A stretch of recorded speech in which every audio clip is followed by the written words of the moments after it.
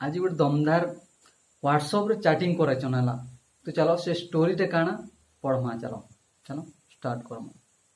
हाय हाय मते जानलो के हाय नंबर दी थी जी।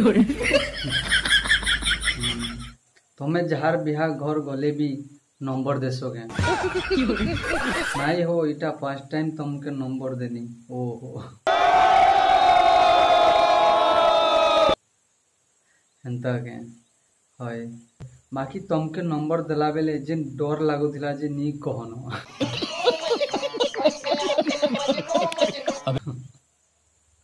सते के हाय जे तमे लाल ड्रेस ती कोड़ा दिसुथिलो मुई लाल ड्रेस पिनी थीनी मजाक नी करो। बिहा सरला के तमे गला बेले नंबर लेखी करी फिकी नी दीर्घे मुई नंबर लेखी करे फिकी देनी। मुई तो तुमके नंबर लेखी कर देनी हो।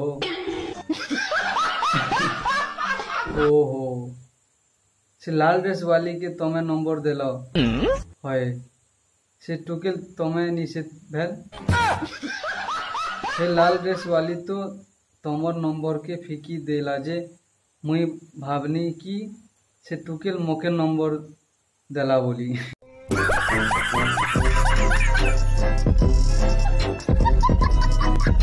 मुझे नंबर लेखनी आरु मेसेज करू यादे।